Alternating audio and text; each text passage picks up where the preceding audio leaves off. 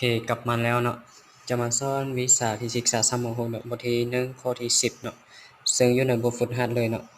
เราจะมาเบิ่งว่าเขาเจ้าท่านว่าจงคิดลายปริมาณธาตุในจำนวนโมลและจำนวนโมเลกุลของธาตุคาร์บอนเท่ากับ 1.2 กิโลกรัมเรามาเบิ่งนำกันเลยซึ่งว่าถ้าหมุนซ่านี้เท่ากับ1กิโลกรัมซึ่งว่าในนี้มันมีท่าขับคาร์บอนอยู่นี้เขากำหนดให้มาแม้น 1.2 กรัมกิโลกรัมเราต้องได้ไปแตบออกจุดนี้ก่อนมันจะเท่ากับ 1,200 กรัมก่อนซึ่งว่าตัว m ของมวลสารทั้งหมดนี้เท่ากับ n ของมวลสารคาร์บอนนี้12นี้ได้มาจากคาร์บอนของธาตุเคมีวิชาเคมีศาสตร์ของธาตุคาร์บอนมีมวลสารเท่ากับ12 กรัมซึ่งเดี๋ยวนี้ตัว n ของจำนวนโมเลกุลนี้มันมีค่าตายตัวอยู่ 6.02 คูณ 10 กำลัง23โมลอยู่นี้เนาะโมลแต่เราบ่เขียนใส่ก็ได้โมล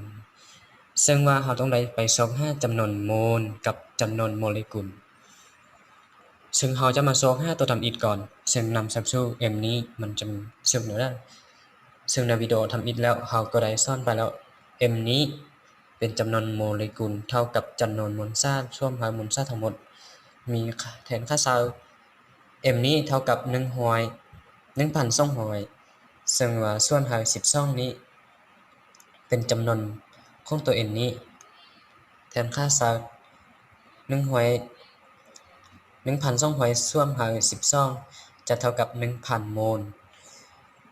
ซึ่งแนวนี้เราจะไปคิดลายตัวที่2ซึ่งว่าตัว n นี้มันจะนำมีสูตรได้เรานำใช้สูตร m เท่ากับ m ส่วนหาร ma เราต้องการตัว m นี้เราท่วมเอา n คูณ m เท่ากับ m จำนวนโมลนี้เท่ากับจำนวนโมเลกุลซึ่งว่า m นี้เท่ากับค่าของตัว n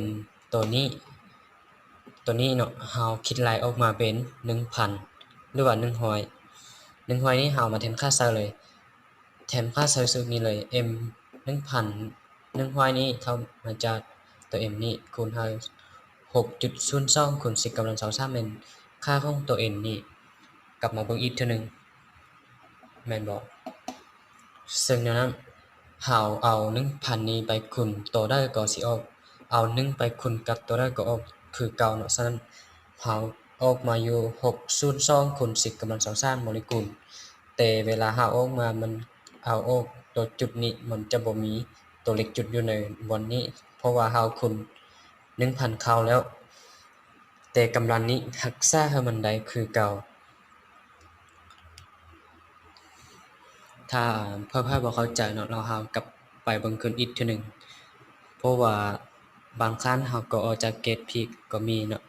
ตัวเลขนี้มันอาจจะสัดส่วนเด้